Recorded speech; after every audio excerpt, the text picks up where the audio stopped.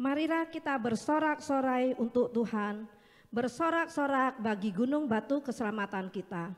Biarlah kita menghadap wajahnya dengan nyanyian syukur, bersorak-sorak baginya dengan nyanyian mazmur. Sebab Tuhan adalah Allah yang besar dan Raja yang besar mengatasi segala Allah. Mari Bapak Ibu, kita arahkan hati dan pikiran kita masuk di dalam saat teduh.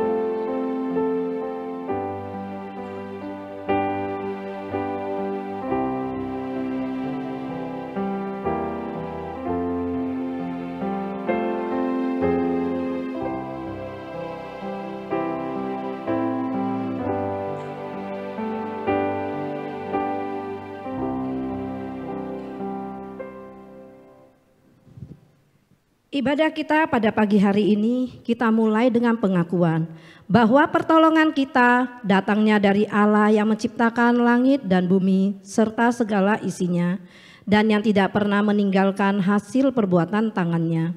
Turunlah kiranya atas kita kasih karunia dari Allah Bapa, Putra dan Roh Kudus. Mari bersama-sama kita angkat pujian penghormatan kita.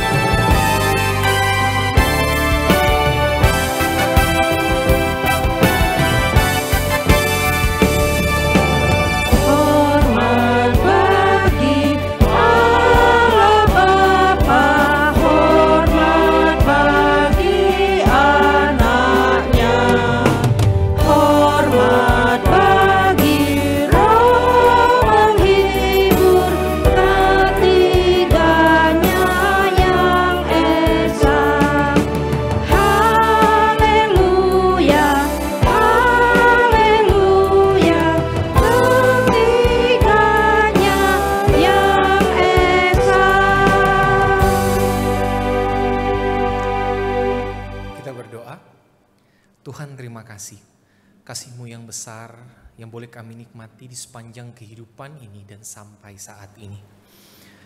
Tak mungkin kami sembunyikan bahwa terlalu terang bagi kami apa yang Engkau kerjakan, memelihara kehidupan kami, menjaga keluarga kami, dan memberkati kami di dalam setiap aktivitas. Tidak peduli tantangan seperti apapun yang kami hadapi, kami melihat ada Tuhan yang tidak pernah meninggalkan kami. Dan untuk itu Tuhan kami datang pada pagi hari ini mau beribadah kepadamu. Kami mau menyatakan syukur atas kasih yang besar yang menyertai kami. Namun sebelum jauh kami memasuki ibadah ini, kami datang dengan kerendahan hati.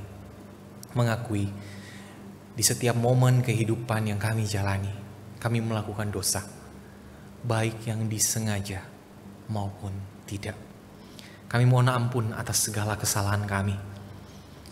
Kiranya Tuhan berkenan mengampuni kami sehingga ibadah ini menjadi ibadah yang berkenan kepadamu. Kami rindu Tuhan. Melalui ibadah ini kami menyatakan syukur kami yang mempersembahkan kehidupan beribadah kami kepadamu.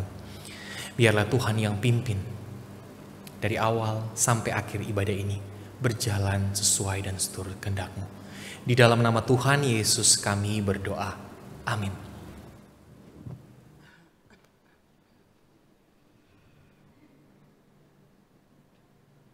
Bapak Ibu dipersilakan untuk duduk kembali. Shalom, selamat pagi Bapak Ibu yang terkasih di dalam Tuhan. Tidak terasa kita sudah sampai di minggu Advent yang terakhir. Dan kita sudah memasuki minggu-minggu kesengsaraan Tuhan Yesus. Tuhan itu begitu baik, Dia rela turun ke dunia, mati di kayu salib untuk menebus kita manusia yang berdosa. Mari bersama-sama kita datang sujud di hadapannya. Kita tinggikan dan agungkan Dia. Dia Bapa yang mengasihi kita.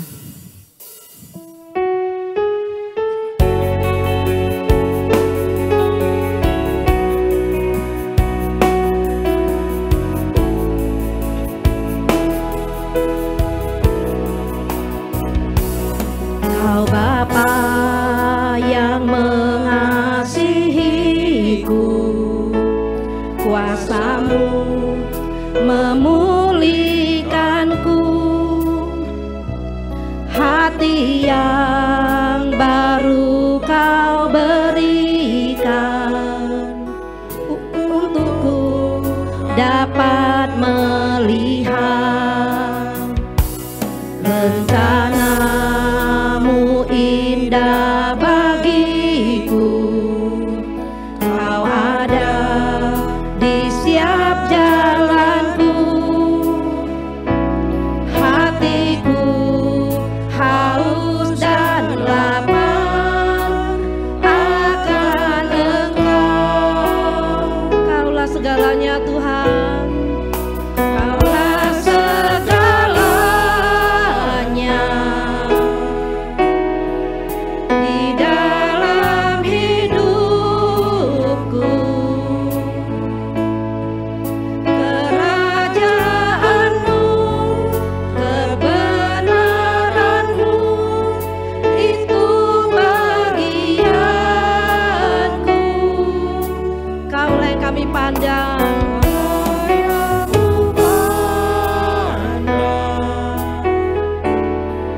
selama hidupku, mengasihi-Mu, memuliakan-Mu, Bapa dan Rajaku. Kau Bapa yang mengasihiku, kuasa-Mu memulihkanku, hati yang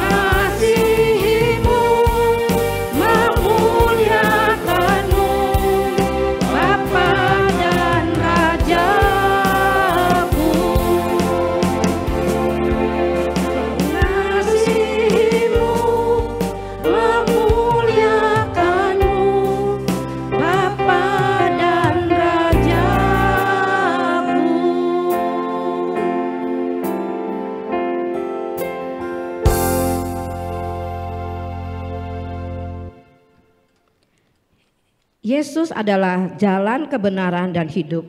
Dia yang sudah menyelamatkan kita dan memberikan kita hidup dan pengharapan.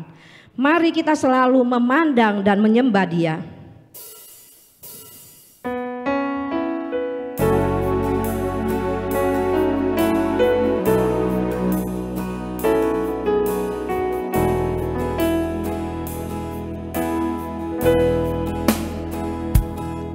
Yesus, Kau kebenaran yang menyelamatkanku.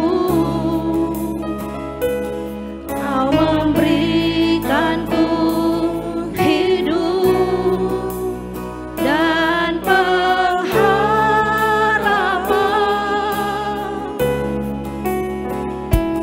Ku ikut kehendak-Mu, ku perlu anugerah-Mu. Ku nyatakan janjiku kepadamu.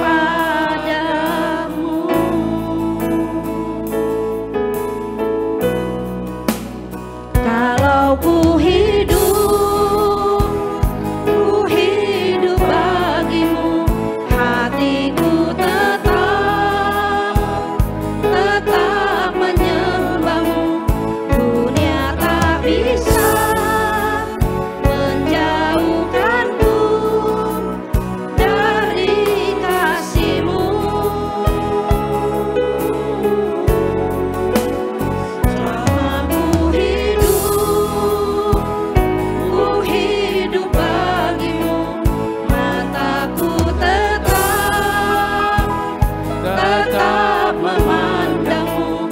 Dunia tak bisa menjauhkanku dari kasih-Mu.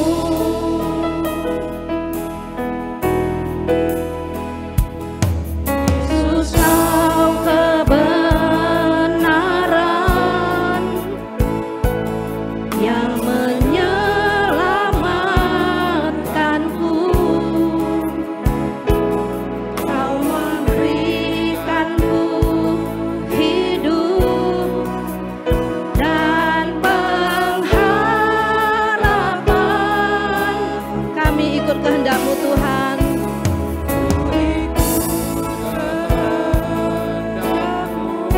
Kami perlu anugerah-Mu.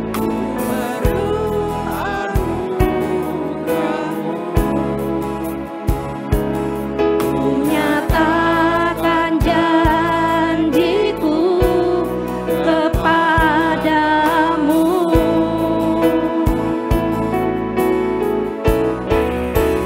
Kalau ku hidup bagimu, hatiku tetap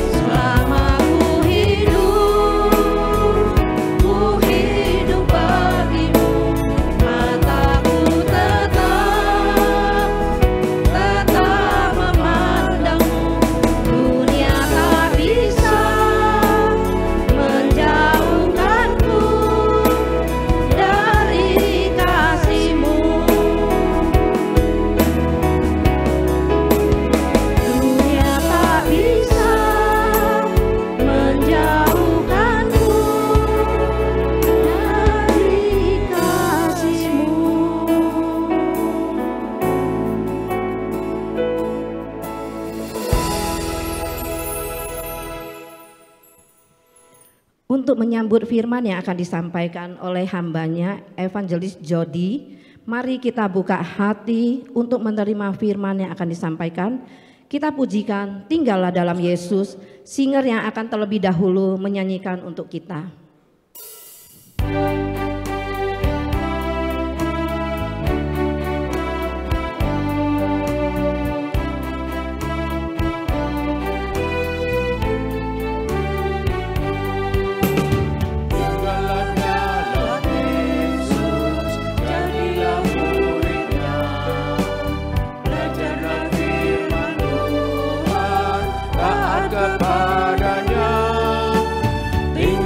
Dalam Yesus, andalkan kuasa-Nya.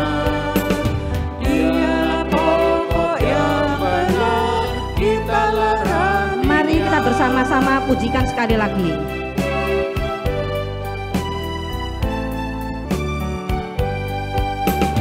Tinggallah dalam Yesus, jadilah murid-Nya. Belajarlah firman Tuhan, taat kepadanya. Tinggallah dalam Yesus, andalkan kuasa-Nya. Dialah pokok yang benar, kitalah rantingnya.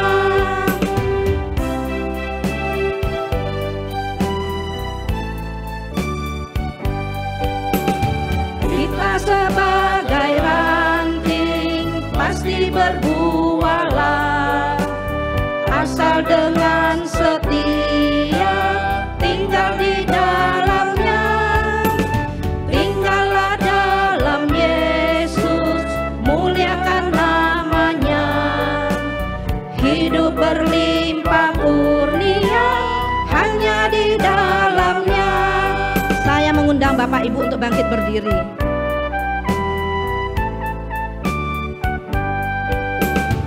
Tinggallah dalam Yesus, jadilah murid-Nya. Belajarlah firman Tuhan, taat kepadanya. Tinggallah dalam Yesus, andalkan kuasa-Nya. Dialah pokok yang benar, kitalah rantingnya.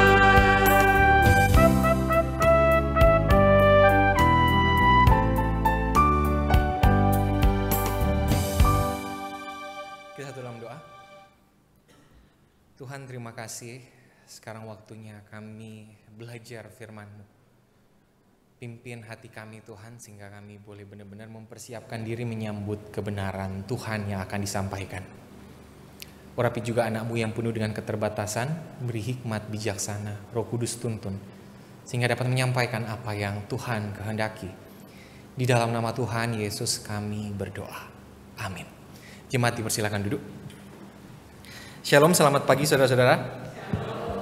Mari kita membuka Alkitab kita dari Yohanes pasal ke-15.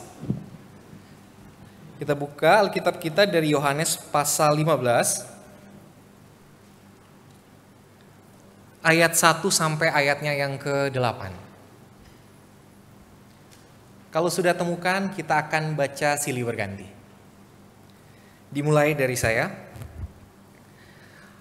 Akulah pokok anggur yang benar dan Bapakulah pengusahanya.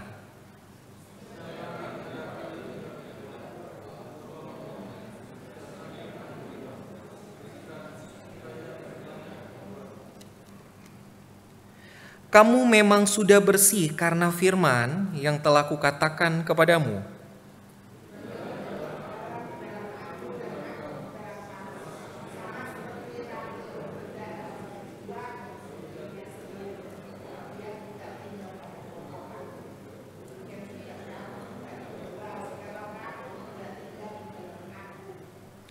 Akulah pokok anggur dan kamulah ranting-rantingnya. Barang siapa tinggal di dalam aku dan aku di dalam dia, ia akan berbuah banyak. Sebab di luar aku, kamu tidak dapat berbuat apa-apa.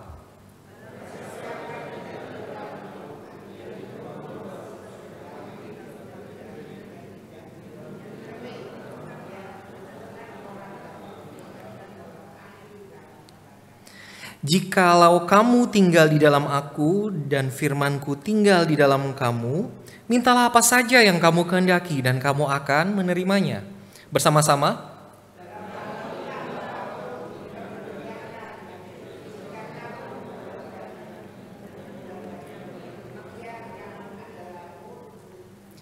Dengan demikian kamu adalah murid-muridku.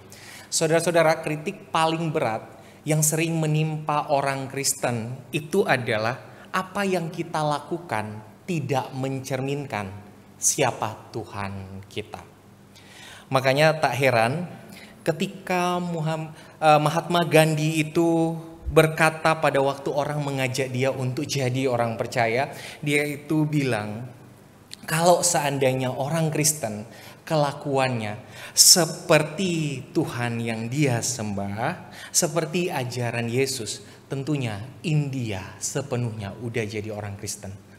Nah saudara-saudara, orang Kristen kenapa hidupnya itu tidak mencerminkan karakternya? Karena sekali lagi, dia mengindikasikan dirinya Kristen hanya karena dia masuk dalam gereja.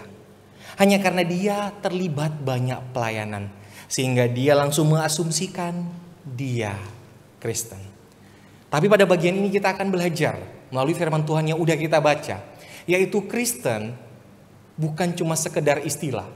Tetapi itu kemelekatan umat dengan Allahnya.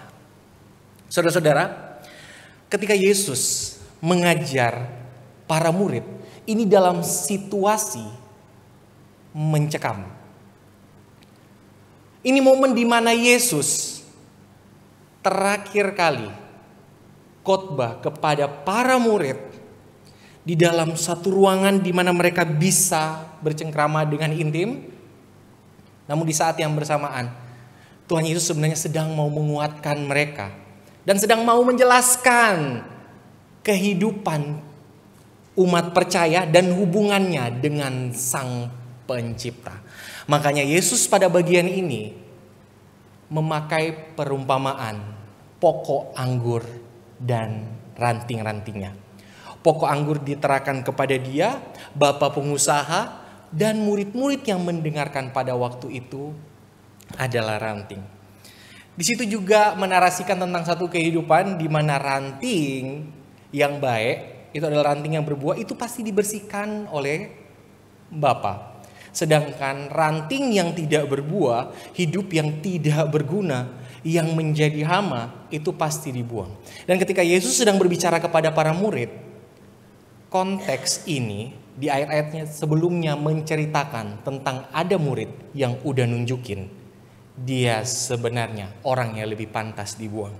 Siapa dia? Yudas. Yudas adalah ranting yang dibuang. Kehidupannya tidak berbuah. Nah, ini harus menjadi satu refleksi bagi kita. Karena Yesus sebelum dia naik ke atas kayu salib, di mana itu bagi dunia lambang penghinaan, tapi bagi Yesus itu adalah kemuliaan bagi setiap umat. Karena lewat penyaliban, Yesus bukan cuma dimuliakan, tapi umatnya dimenangkan.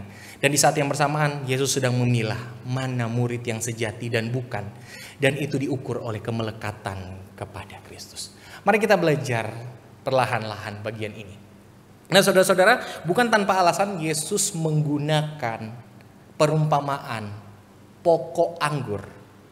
Anggur adalah simbol penting dalam tradisi Yahudi.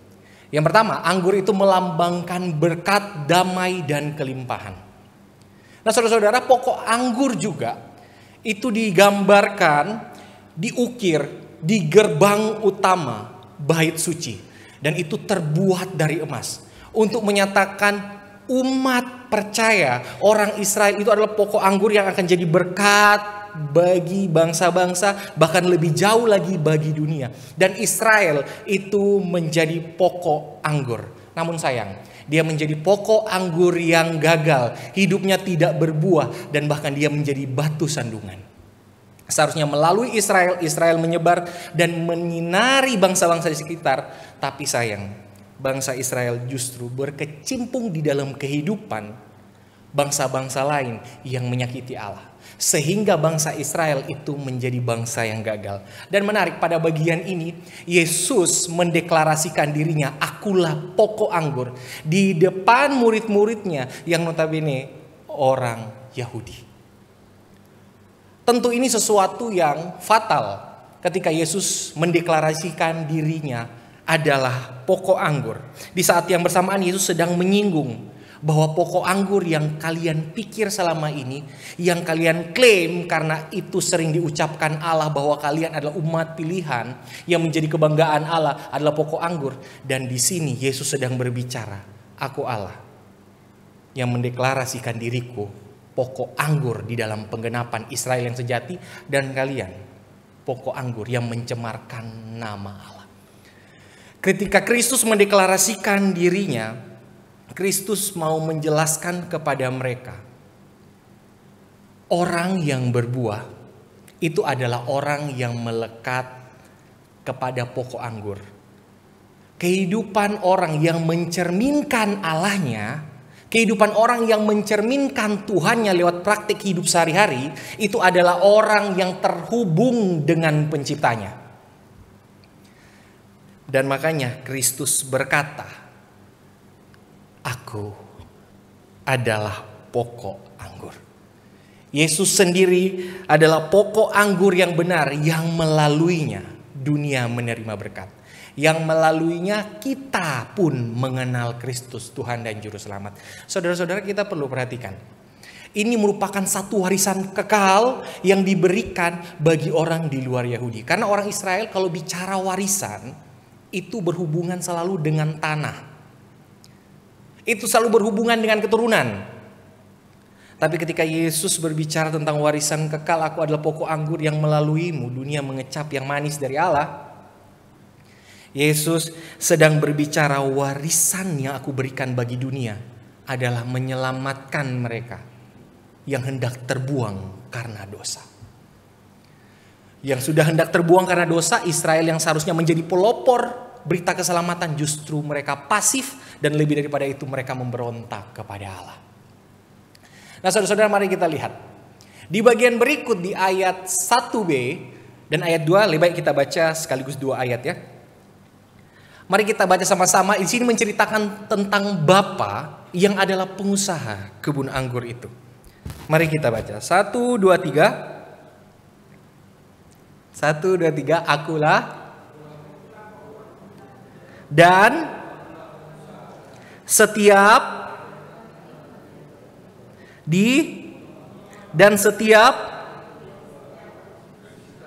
supaya ia lebih banyak berbuah. Bapa dijelaskan sebagai pemilik kebun anggur, sebagai pengusaha yang mengelola. Di sini menarasikan 2 hal. Yang pertama, kedaulatan Allah. Allah berhak memangkas ranting yang tidak berbuah dan membersihkan ranting yang menghasilkan buah.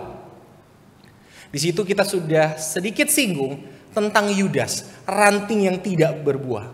Tapi kenapa Yudas harus tetap tercatat dalam Alkitab? Untuk menceritakan bahwa kehidupan orang percaya itu adalah kehidupan benih Allah yang akan bertumbuh, yang akan menjadi dampak bagi dunia di dalam komunitas bergereja. Dan di saat yang bersamaan, ketika Allah menaburkan benih lewat umatnya, iblis pun menaruh benih di sana. Iblis menaruh benih dan Yudas ada di dalam komunitas itu. Apakah mereka semua orang berdosa? Mereka bukan cuma berdosa, mereka sama-sama penjahat. Tapi yang membedakan adalah penjahat kalau dia dipakai Allah, dia akan hidup di dalam pertobatan. Walaupun dia mungkin gagal berulang-ulang, tapi Allah tidak akan pernah berhenti untuk memenangkan dia. Namun di saat yang bersamaan, pekerjaan setan juga tidak berhenti untuk menghancurkan dan menggagalkan rencana Allah. Dan oleh karena itu, Yudas hadir di sana. Makanya ketika Yesus berbicara ini, itu adalah momen-momen di mana Yesus nantinya akan pergi di atas kayu salib, dan Yesus berbicara kepada mereka, di antara kamu ada pengkhianat.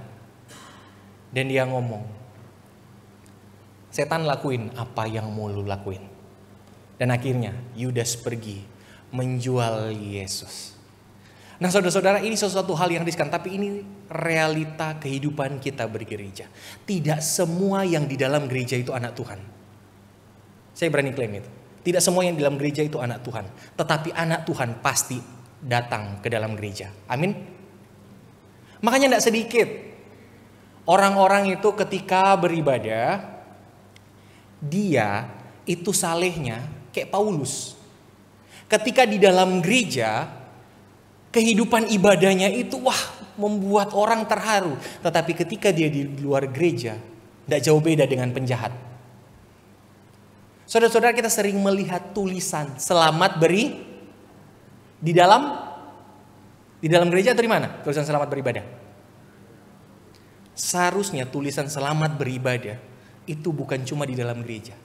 Itu harus ada di luar gereja, dan itu juga harus ada di rumah. Karena orang bisa memakai topeng dimanapun dia berada.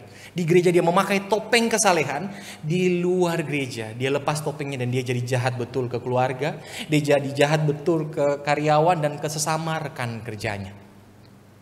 Nah saudara, ini realita. Ini satu fakta keadaan umat di dalam dunia. Ada umat yang dikenal Allah sebagai umatnya. Tapi ada umat yang dikenal Allah, ini bukan milikku. Dan mereka bertumbuh di dalam satu tempat. Saudara-saudara, dan Allah melalui firman Tuhan ini, Dia akan memisahkan pada waktunya mana umatku dan tidak, melalui perumpamaan ini. Carang atau ranting yang tidak berbuah itu akan dihempaskan.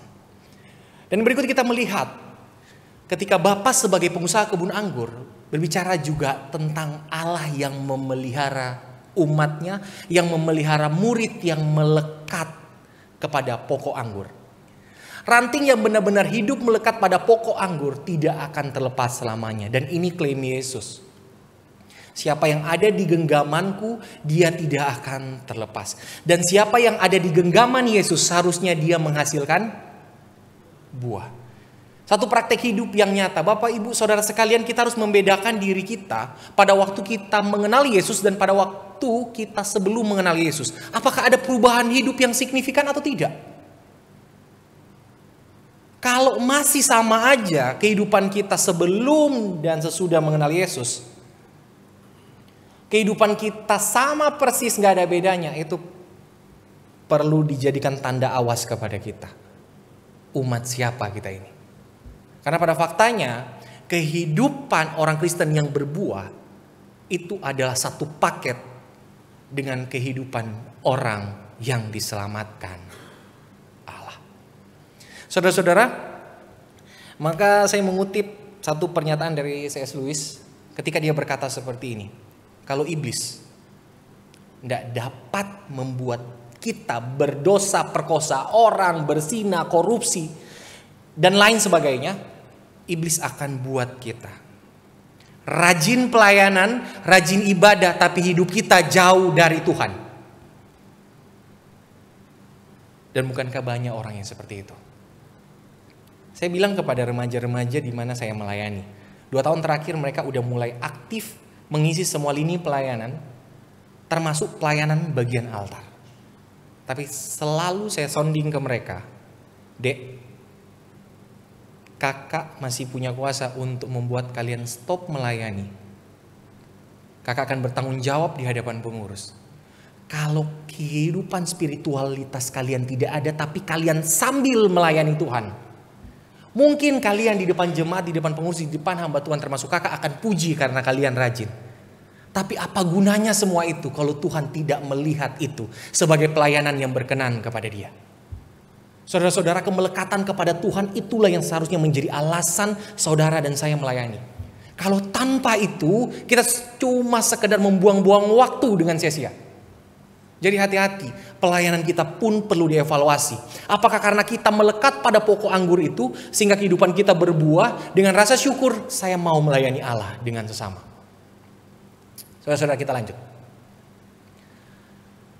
Ketika kita berbicara tentang pokok anggur, pohon intinya, pohon pokoknya itu berbicara juga tentang murid-murid. Dan murid-murid di sini dilambangkan sebagai ranting. Kalau dilambangkan sebagai ranting, tentunya ranting itu melekat dengan pohonnya. Ini berbicara tentang union with Christ. Saudara-saudara, ini berbicara tentang persatuan hukum. Orang percaya dianggap in Christ, di dalam Kristus, sehingga kebenaran kematian dan kebangkitan Kristus diperhitungkan kepada mereka. Orang yang melekat kepada Kristus, kebenaran Kristus itu melekat kepada kita. Kebenaran Kristus yang memerdekakan itu juga kita terima. Keselamatan yang dianugerahkan lewat karya salib itu juga kita terima. Tapi jangan putus sampai di situ. Kehidupan Kristus adalah kehidupan yang berbuah. Tentunya kalau Kristus itu menghasilkan buah, anak-anaknya harus menghasilkan buah. Dan itu tidak boleh kita putuskan dari narasi tentang apa yang Kristus lakukan sehubungan dengan kesatuan dengan Kristus. Nah, saudara-saudara, dan kita perlu tahu ketika kita berbicara kesatuan dengan Kristus, berarti ada momen, dan kita perlu tahu, dan kita perlu sadar, tidak boleh kita lupain. Tidak semua ada yang bersatu dengan Kristus. Maka ini menjadi satu kabar buruk. Kalau orang tidak bersatu dalam Kristus, dia bukan cuma tidak berbuah, tapi juga dipotong dan dibuang dan dibakar ranting yang tidak melekat pada pokok anggur. Demikianlah kehidupan orang yang tidak tinggal dalam Kristus. Saudara-saudara, tidak peduli saudara-saudara sebaik apa, tidak peduli saudara-saudara itu menyumbang sebanyak apa untuk gereja, dan saudara-saudara dipuji-puji. Tapi kalau saudara-saudara tidak melekat kepada Kristus, itu satu aktivitas yang memuakan Allah. Saudara-saudara, Alkitab dalam Perjanjian Lama itu berkata seperti ini. Bangsa ini memuliakan aku dengan bibirnya, tapi hatinya jauh daripadaku. Mereka datang dengan persembahan mereka. Mereka datang memuliakan aku di dalam setiap perayaan, tapi aku muak dengan perayaan mereka. Kebayang gak kalau Tuhan ngomong begitu ke kita? Di saat kita bilang, Tuhan bukannya saya udah lakuin ini itu ke kamu. Saya udah lakuin pelayanan yang memuliakan Tuhan, dan Tuhan bilang saya tidak berkenan. Enyahlah kamu sekalian pembuat kejahatan. Kehidupanmu kehidupan yang tanpa buah. Saudara-saudara, kehidupan orang Kristen memang akan jatuh bangun. Tapi kejatuhan orang Kristen akan membuat dia merasa sangat bersalah, dan dia punya kerinduan terus-menerus untuk mau diperbaharui Allah. Bukan kehidupan yang menikmati dosa-dosanya tanpa memohon pengampunan. Jadi perlu diingat, kabar buruk dari orang yang tidak melekat kepada Kristus, finalnya adalah dia terbuang. Dan sekali lagi, kita perlu memikirkan kehidupan kita yang puluhan tahun masuk gereja, dengar khotbah sampai udah 6-7 kali kita mungkin dengar khotbah yang sama. Tapi ada perubahan dalam hidup kita atau tidak?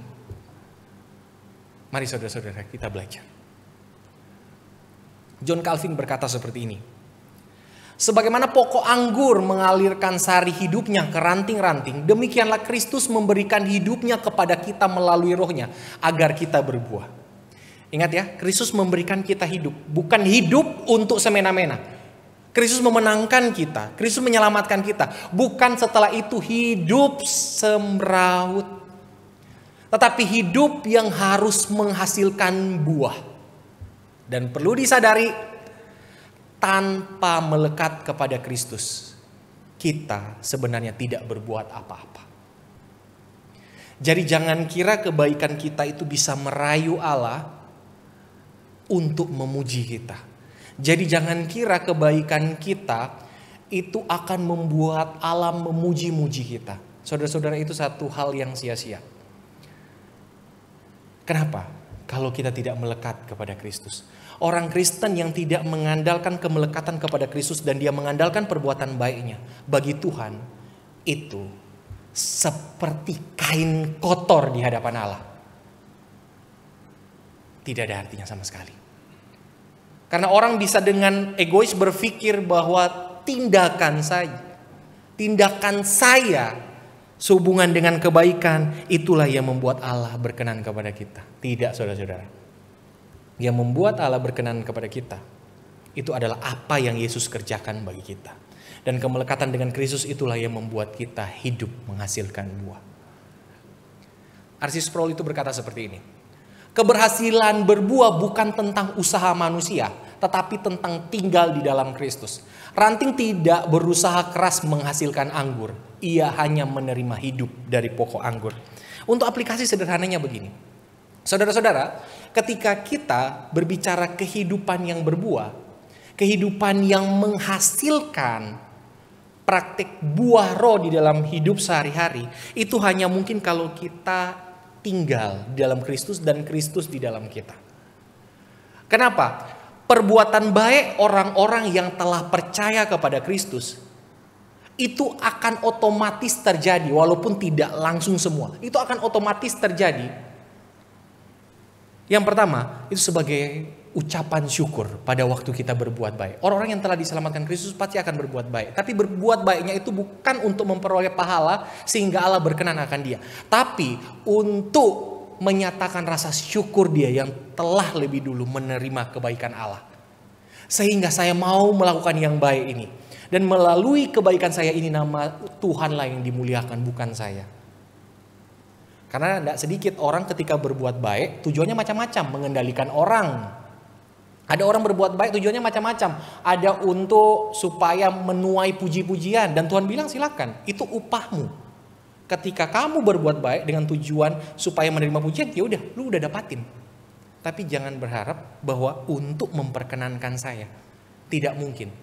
Untuk dapat diperkenankan Allah lewat perbuatan baik itu harus melalui kemelekatan dengan Kristus. Dan ini prinsip kehidupan orang percaya. Nah, maka konkretnya tinggal di dalam Kristus itu apa?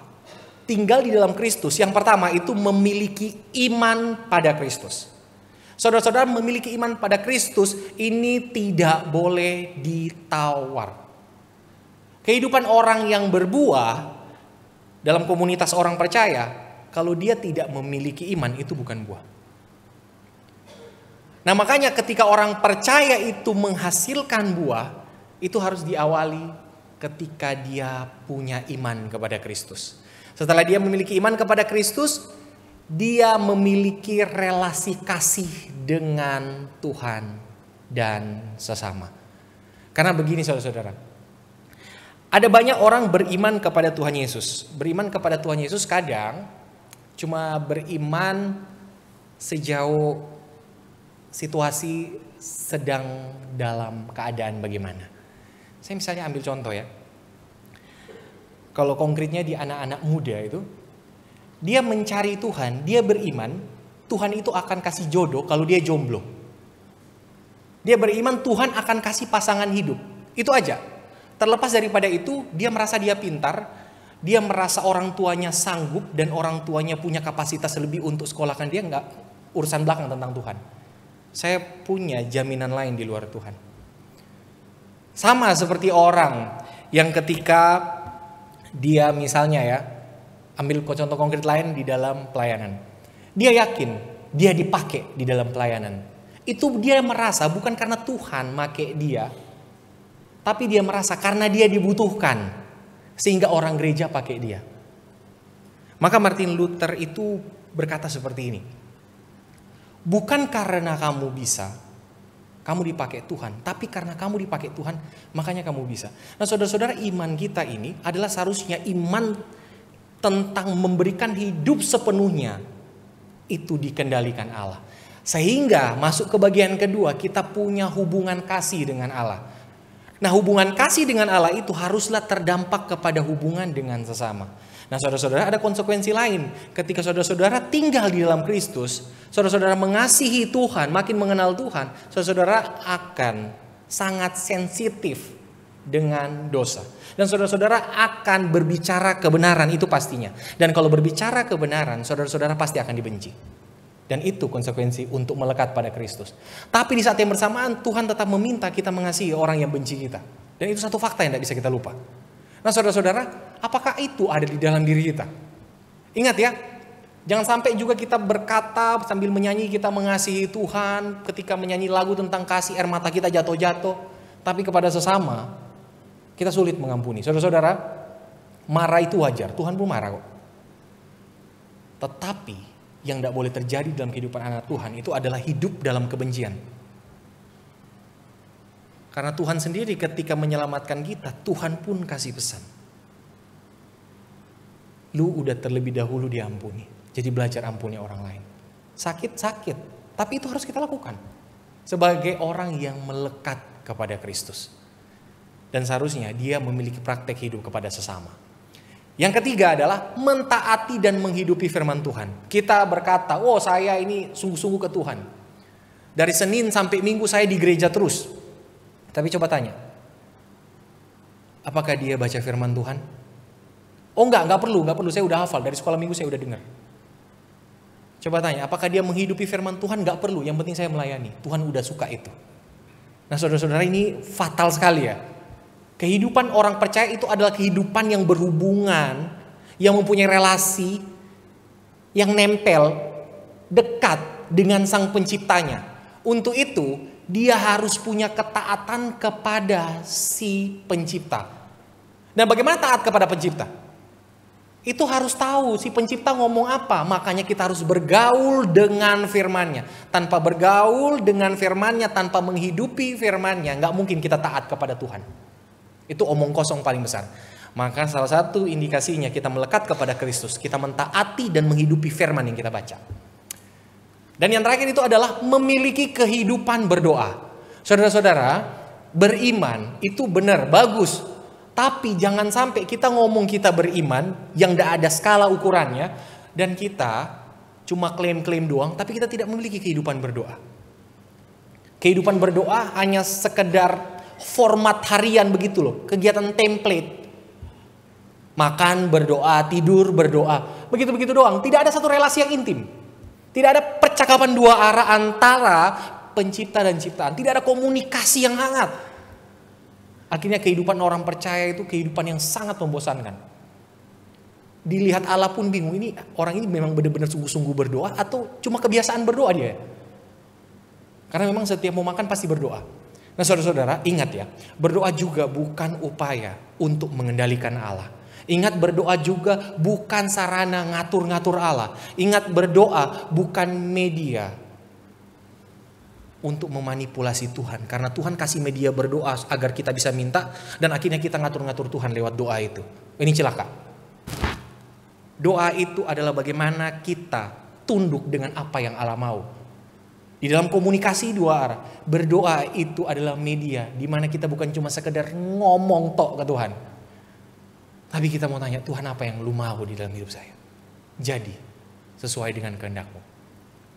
Saya mengutip John Piper itu berkata seperti ini. Doa bukanlah cara untuk membuat Allah melakukan kehendak kita, tetapi cara untuk menyelaraskan diri kita dengan kehendak Tuhan. Wah, ini satu pernyataan yang membuat saya juga tertampar ya. Karena seringkali kehidupan kita itu kehidupan berdoa yang sangat egois. Kita berdoa itu melulu tentang apa yang saya mau. Tapi kapan berbicara tentang apa yang Tuhan mau? Saudara-saudara, kebayang gak? Ada banyak orang, mungkin termasuk kita. Saya juga pernah berpikir seperti itu. Tuhan itu baik, minta apa aja. Tuhan itu baik, minta apa aja. Amin? Oke, coba kita baca ayat 7. Kita baca ayat 7. 1, 2, 3. Dan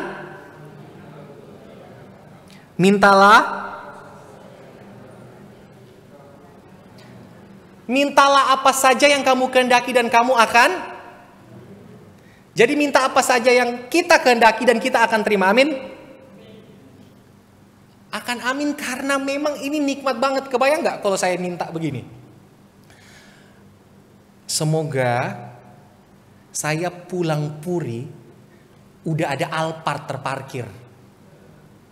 Saya akan aminkan. Semoga ketika saya pulang Manado, rumah orang tua saya itu jadi gede tanpa perlu saya berusaha. Semoga saya bisa mendapatkan jodoh. Nah, kebayang kalau orang berdoa semoga saya bisa mendapatkan jodoh. Kita perlu garis bawah ya. Ingat, kita semua ini adalah orang berdoa. Tentunya keinginan hati kita berdosa ya. Nah, sekarang saya berdoa. Saya mengasumsikan Bapak Ibu melihat saya sebagai jomblo yang butuh pasangan hidup, begitu ya. Ketika saya berdoa, Tuhan saya minta jodoh, bagus nggak doanya? Salah nggak? Nggak kan? Tapi karena saya beriman dengan kalimat ini, semua yang kamu minta, Tuhan kasih. Terus saya minta, Tuhan saya suka si A. Saya suka si A, ternyata si A istri orang. Tuhan akan kasih? Enggak. Tuhan itu justru jahat kalau dia mengabulkan semua doa kita. Karena kita ini orang berdosa yang punya keinginan itu aneh-aneh. Makanya di dalam berdoa pada bagian ini Tuhan mau mengajarkan kepada kita berdoa yang selaras dengan kehendak Tuhan. Nah, kalau berdoa bisa selaras dengan kehendak Tuhan, kita harus ada dengan Tuhan. Supaya tahu Tuhan ini mau apa dalam hidup saya. Bahkan ketika kita berdoa, kita mulai mengevaluasi. Tuhan, apakah permintaan saya ini benar atau tidak? Bagaimana saya tahu? Saya baca firman Tuhan, saya mendengarkan khotbah. Saya sungguh-sungguh baca buku misalnya. Minimal kalau saya nggak baca buku, saya bisa serius pada waktu saat teduh dengan firman Tuhan. Ketika saya dengar khotbah, saya juga serius. Nah saudara-saudara, dengan demikian kita bisa menyelaraskan kehendak kita dengan kehendak Allah. Maka yang kita minta adalah sesuatu yang berkenan kepada Allah. Jadi gak asal minta. Nah saudara-saudara, mari kita lihat. Pada akhirnya, melekat kepada Kristus, kehidupan yang berbuah, itu bukan kehidupan yang pamer. Kerohanian kita jauh lebih baik dari orang lain. Ketika kita ketemu orang, kita sharing buah roh. Buah roh lu itu apa aja? Saya udah punya kasih, sukacita, damai sejahtera dan lain-lain. Lu cuma punya sukacita, lain-lain gak ada. Kebayang gak?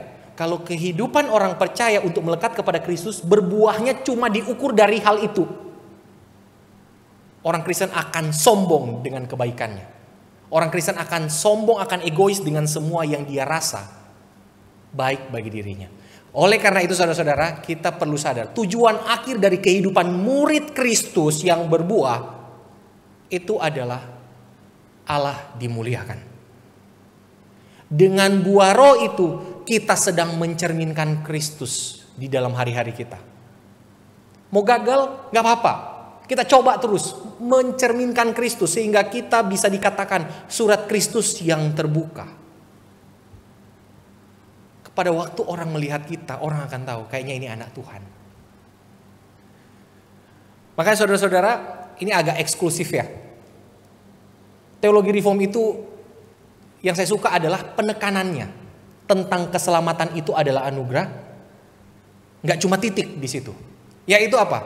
Anugerah yang diberikan kepada kita itu ada hasil yang lain, menghasilkan ketaatan.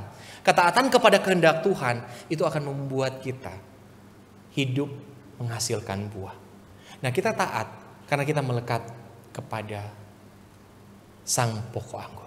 Pertanyaannya, sekarang kita ini melekat kepada siapa? Benar nggak kita melekat kepada pokok anggur? Ya mungkin banyak orang lebih suka anggurnya. Benar nggak? Enak soalnya, apalagi anak muda ya, kalau udah ke clubbing minum anggur itu aduh. Tetapi adakah yang melekat kepada pokoknya ini?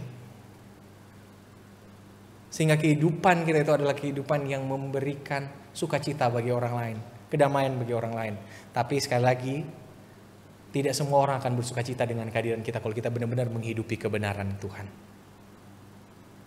Dan saudara-saudara, firman Tuhan ini justru menjelaskan kepada kita bahwa kehidupan orang percaya bukan kehidupan berbuah untuk egois, tapi kehidupan berbuah untuk membuat orang lain mengenal Kristus lewat kehidupan kita yang berbuah itu. Abraham Kuyper itu ngomong seperti ini. Tidak ada satu jengkal pun dalam seluruh wilayah kehidupan manusia yang tidak diklaim Kristus dengan seruan milikku. Dan semuanya harus mengabdi untuk kemuliaannya.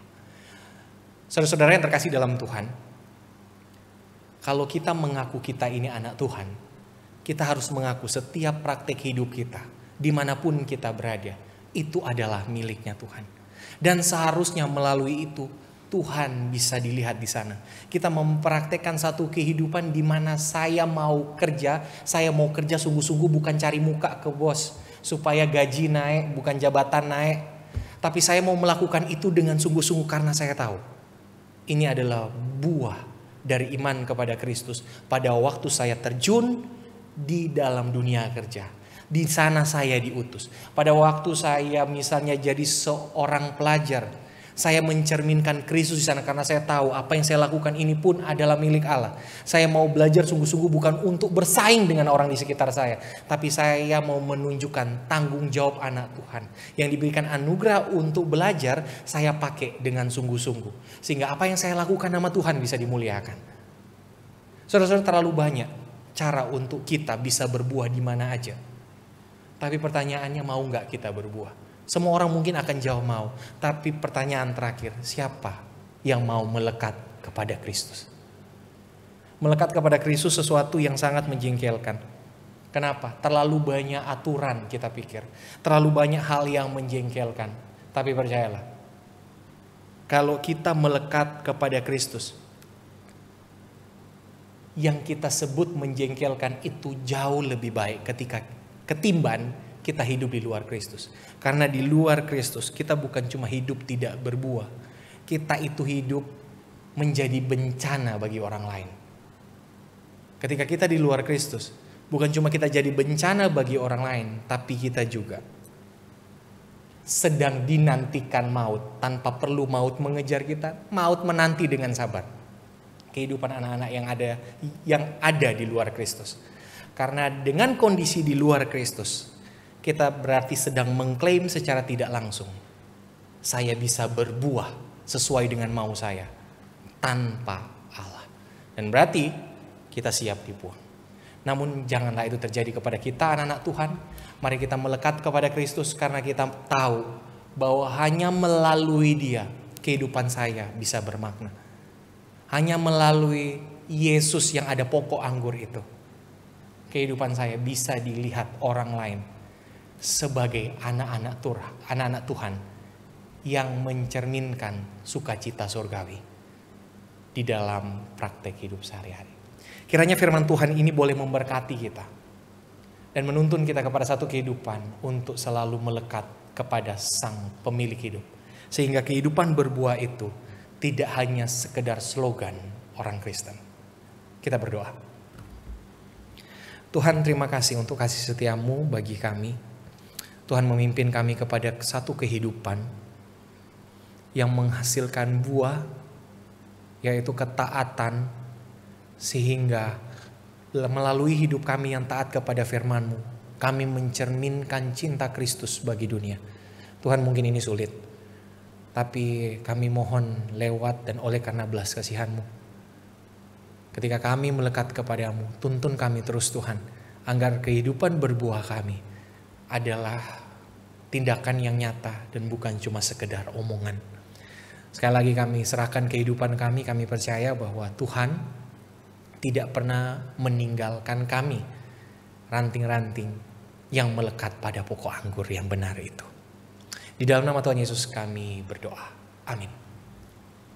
Saudara-saudara, mari kita menaikkan pokok doa syafaat kita. Yang pertama, kita berdoa bagi gereja ini. Kita mohon pimpinan Tuhan sehingga gereja ini selalu mencerminkan kemelekatan dengan Kristus. Kita berdoa untuk para pelayan, para hamba Tuhan, sehingga tetap hidup di dalam pimpinan Allah. Dan jemaat kita doakan semoga terus hidup juga di dalam Kristus, sehingga gereja ini dan jemaat yang di dalamnya memuliakan Tuhan dalam praktek hidup yang berbuah bagi Allah. Mari kita berdoa. Tuhan, kami percaya gereja ini milik-Mu. Tuhan yang menjadi raja di tempat ini, yang menuntun jemaat-Mu, yang menuntun para pelayan, para hamba Tuhan untuk menghasilkan buah yang bisa dinikmati orang banyak. Pimpin terus Tuhan gereja ini. Kami percaya gereja ini begitu dikasihi Tuhan. Jemaat-Mu penuh dengan belas kasihan Allah, sehingga kehidupan mereka makin hari makin bertumbuh di dalam Allah. Dan kehidupan yang bertumbuh itu diwujud nyatakan lewat praktek hidup yang nyata yang bisa dilihat dengan konkret. Tuhan, kami juga berdoa Kiranya melalui gerejamu namamu disiarkan. Kiranya melalui gerejamu berita pengampunan, pertobatan, teguran atas dosa itu selalu dikumandangkan dengan lantang. Dan di saat yang bersamaan kasih Allah juga dinyatakan secara limpah lewat gereja ini melalui setiap orang yang ada di dalam gereja ini. Kami serahkan gereja ini kepadamu karena Tuhanlah gembala agung bagi umatnya. Di dalam nama Tuhan Yesus kami berdoa. Amin. Untuk pokok doa yang kedua, mari kita berdoa untuk bangsa dan negara kita. Kita berdoa Tuhan memimpin bangsa dan negara ini sehingga di dalam pimpinan Tuhan kita bisa melewati setiap masalah yang ada, inflasi di dalam ekonomi bangsa ini dan isu kepemimpinan yang sedang merabak. Tuhan menolong. Mari kita sama-sama berdoa. Tuhan, bangsa ini milikmu. Bangsa ini kepunyaanmu dan Engkau mengasihi bangsa ini. Itu bukti nyata bahwa di balik setiap situasi sulit yang ada kami boleh dan masih menikmati yang baik dari Tuhan. Namun lebih daripada itu kami juga harus jujur kepada Tuhan. Kami mengakui ada ketakutan-ketakutan di dalam diri kami melihat situasi ekonomi yang berkecamuk di negara ini, kesimpang siuran dari situasi politik yang ada dan kami kebingungan mau melakukan apa. Di satu sisi kami mungkin tidak ada bagian di dalam pemerintahan yang bisa punya kuasa mengambil keputusan-keputusan kebijakan untuk kesejahteraan bangsa ini. Namun kami percaya kami memiliki Allah yang pemilik bangsa ini. Dengarlah seruan doa kami karena hanya ini yang dapat kami lakukan sebagai warga negara yang baik. Berdoa bagi bangsa ini dengan penuh ketulusan. Meminta Tuhan memimpin para pemimpin kami. Diberikan hikmat bijaksana mengatasi setiap persoalan yang terjadi. Dengan segala isu yang membuat kami ketakutan. Tuhan, yakinkan Tuhan yang sama yang masih menyertai. Walaupun di bangsa ini mayoritas pemimpin bukan anakmu, tapi kami percaya dan kami sadar Tuhan bisa memakai siapa saja untuk menjadi alat berkat Tuhan, kepanjang tanganan Tuhan untuk mensejahterakan bangsa ini. Inilah yang kami percaya atas anugerah umum yang Tuhan curahkan bagi dunia, yang bisa dinikmati juga oleh umat Tuhan yang sejati. Sekali lagi Tuhan, kami serahkan kehidupan berbangsa dan bernegara, bergereja kami, berjemaat kami ke dalam tangan-Mu. Kami percaya Tuhan pegang kendali. Dalam nama Tuhan Yesus kami berdoa. Amin. Jemaat diundang untuk bangkit berdiri. Mari bersama umat di segala abad dan tempat kita mengikrarkan pengakuan iman kita, pengakuan iman rasuli. Aku percaya kepada Allah, Bapa yang Maha Kuasa, Khalik langit dan bumi, dan kepada Yesus Kristus anaknya yang tunggal Tuhan kita, yang dikandung daripada Roh Kudus, lahir dari anak darah Maria, yang menderita sengsara di bawah pemerintahan Pontius Pilatus, disalibkan, mati dan dikuburkan, turun ke dalam kerajaan maut, pada hari yang ketiga bangkit pula dari antara orang mati, naik ke surga, duduk di sebelah kanan Allah, Bapa yang Maha Kuasa, dan dari sana Ia akan datang untuk menghakimi orang yang hidup dan yang mati. Aku percaya kepada Roh Kudus, gereja yang kudus dan am, persekutuan orang kudus, pengampunan dosa, kebangkitan tubuh dan hidup yang kekal. Amin. Jemaat dipersilakan duduk.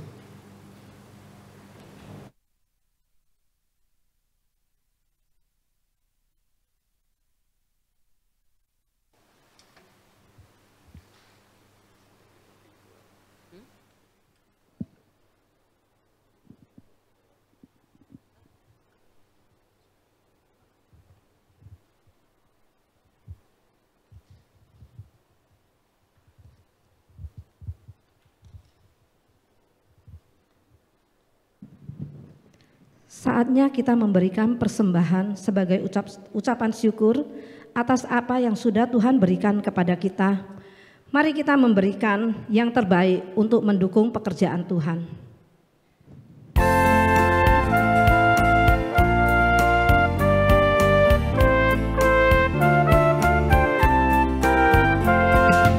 Amat senang dan bahagia, sandar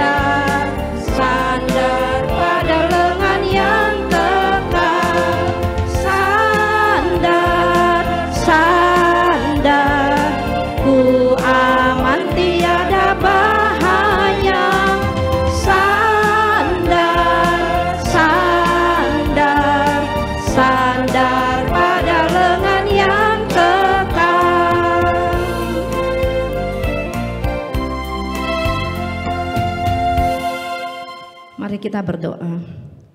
Tuhan Yesus, terima kasih atas berkat, rahmat, dan anugerah yang selalu baru Engkau berikan kepada kami. Pada pagi hari ini kami mau membawa persembahan kami sebagai ucapan syukur atas apa yang sudah kami terima. Tuhan, kiranya Engkau sucikan dan Engkau terima menjadi persembahan yang harum dan berkenan di hadapan-Mu.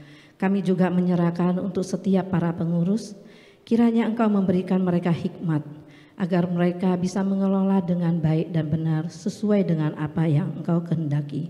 Terima kasih ya Bapa. Hanya di dalam nama Putra-Mu yang tunggal Yesus Kristus kami berdoa dan mengucap syukur. Amin. Biarlah segala pujian, hormat, dan kemuliaan kita naikkan hanya bagi Allah kita, Allah Tritunggal. Doksologi dan doa berkat akan disampaikan oleh Evangelis Jody.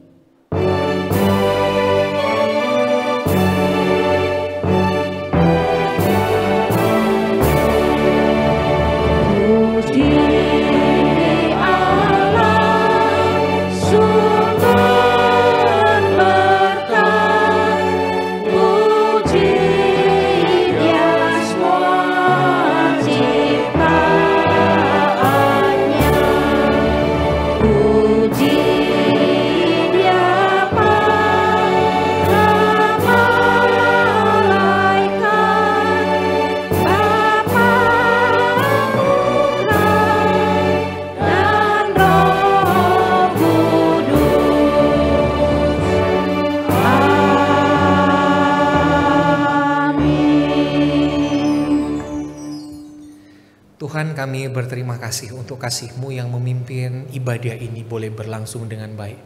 Kami boleh memuliakan Allah yang kami sembah di dalam nama Tuhan Yesus yang terus membawa kami melekat kepadanya. Kami bersyukur. Dan sekarang Tuhan, ketika ibadah ini telah selesai, kami rindu, kami pulang menjadi berkat Tuhan. Kami pulang, kami membawa berkat Allah sehingga kehidupan kami menjadi kehidupan yang berbuah dan memuliakan Allah Tritunggal. Saudara-saudari sekalian, mari kita arahkan hati kita kepada Allah. Kita pulang dan kita terima berkat Tuhan.